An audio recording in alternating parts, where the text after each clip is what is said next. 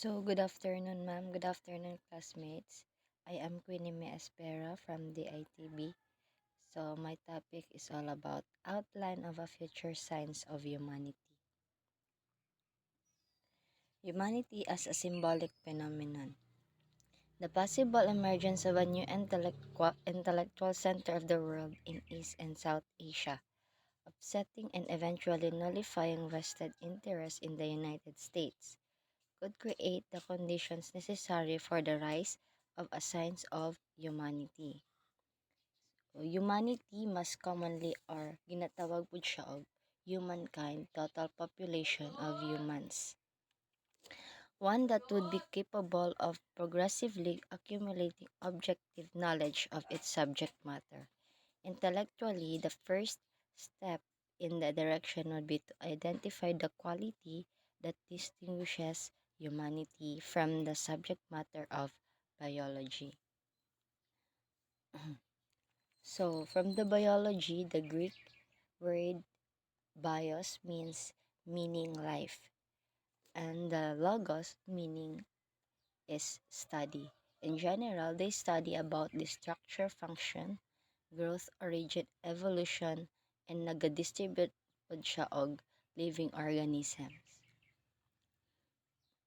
So, defining humanity as an ontological category in its own right. So, comparative zoology provides the empirical basis for such an identification. Comparing human beings with other animals immediately highlights the astonishing variability and diversity of human societies and human ways of life, or what humans actually do and their roles as parents, workers, citizens, and so on, and the relative uniformity of animal societies, even among the most social and intelligent animals, such as wolves, lions, dolphins, and primates.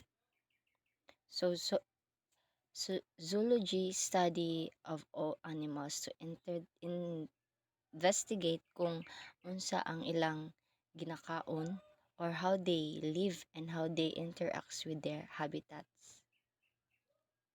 So that is a zoology. So keeping in mind in the minuscule quantitative difference between the genome of Homo sapiens and that of chimpanzees, or barely more than 1%, it is clear that the enormous difference in variability of ways of life cannot be accounted for genetically, that is, in terms of biological evolution.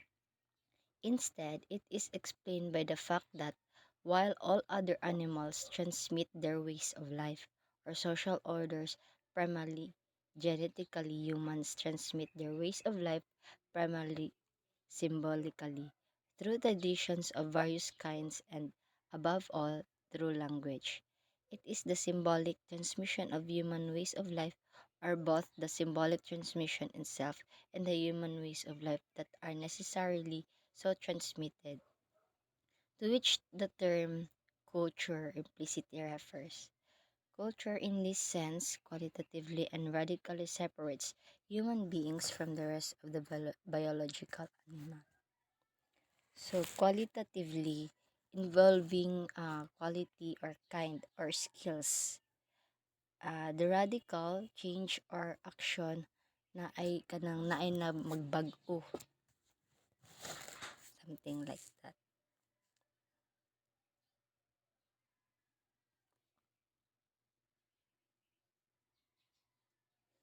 So, this empirical evidence of human distinctness shows that humanity is more than just a form of life, example, a biological species. It represents a reality of its own, non-organic kind, justifying the existence of an autonomous science. The justification is provided not by the existence as such of society among humans, but by the symbolic manner in which human societies are transmitted and regulated. Stating the point explicitly in this way shifts the focus of inquiry from social structures, the general focus of social sciences, to symbolic processes, and opens up a completely new research program.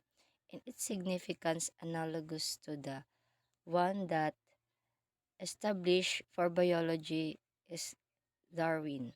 Humanity is essentially a symbolic example, cultural rather than social phenomenon.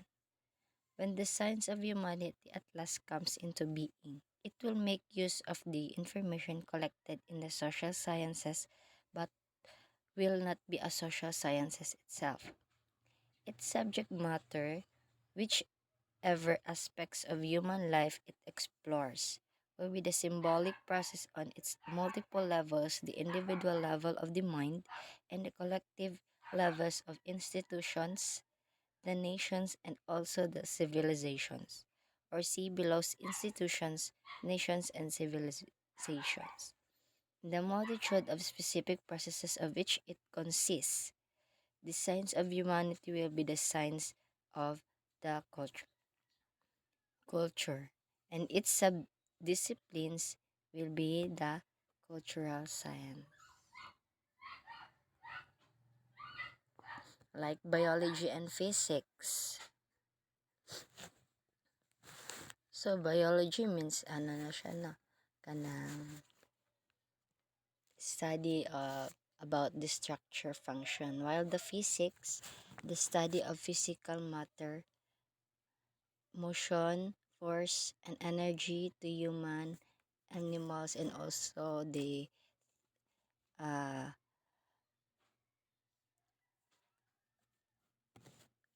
things. The science of humanity will have an inherent general standard for assessing particular claims and theories.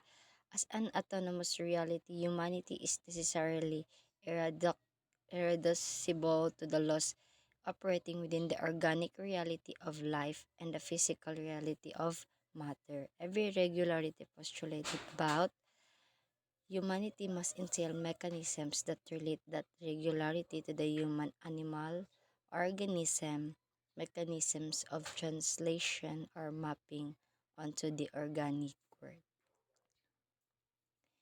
The postulation of the mind and the other distinguishing characteristics of humanity flows directly from the recognition of humanity as a symbolic reality.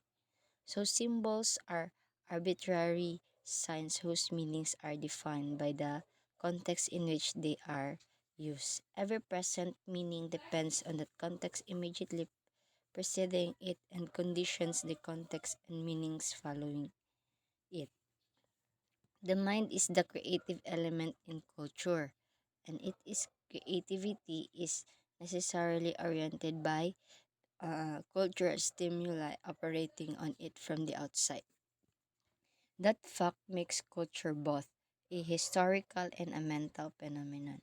In the science of humanity, moreover, it necessitates a perennial focus on the individual or the methodological individualism recommended by Mr. Weber.